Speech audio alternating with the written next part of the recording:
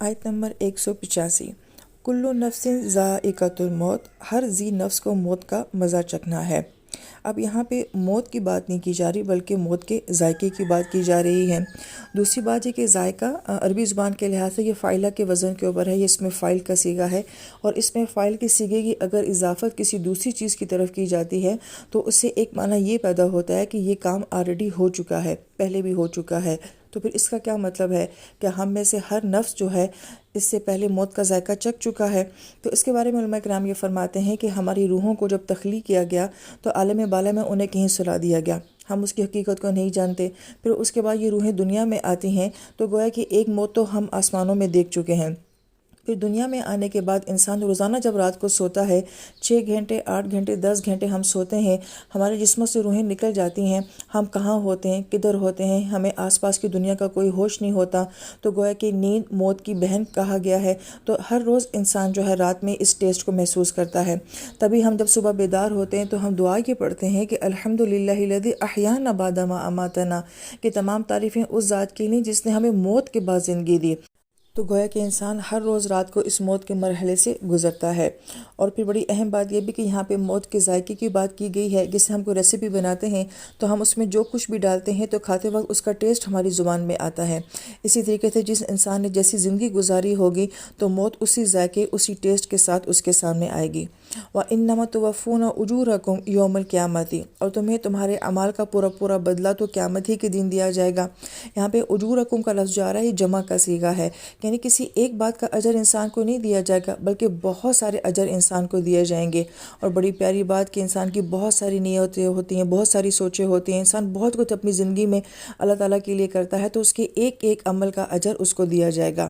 فَمَنْ زُحْزِحَ عَنِ النَّارِ وَأُدْخِلَ الْجَنَّةَ فَقَدْ فَازَ، اور جو کوئی بچا لیا گیا جہنم سے اور داخل کر دیا گیا جنت میں تو وہ کامیاب ہو گیا۔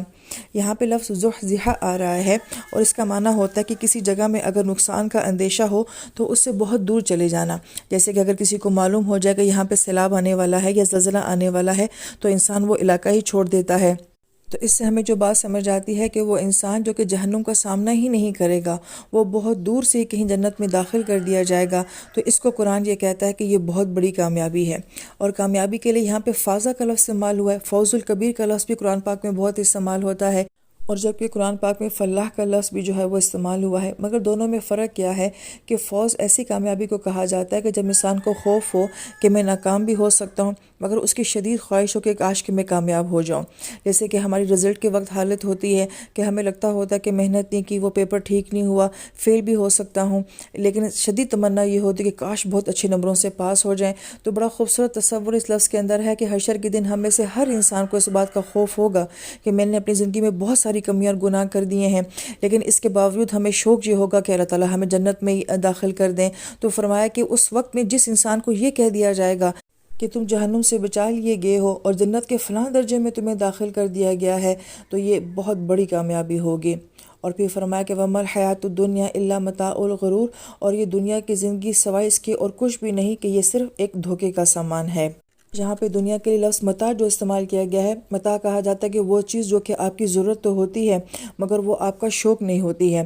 مثلا ہمارے گھر میں جھاڑو ہوتے ہیں، ڈسٹ پین ہوتے ہیں، ڈسٹر ہوتے ہیں، یہ سب چیزیں ہماری ضرورت تو ہیں لیکن یہ ہمارا شوق نہیں ہے، ہمارا مقصد نہیں ہے۔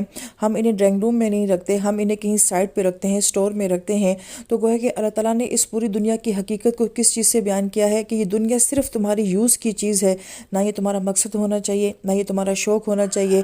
تو اس دنیا سے اتنا ہی تعلق ہونا چاہیے جتنا کہ ہم اپنے گھر کے جھاڑو کے ساتھ یا گھر کے ڈسٹ بین کے ساتھ یا اپنی ضرورت کی چیز کے ساتھ تعلق رکھتے ہیں۔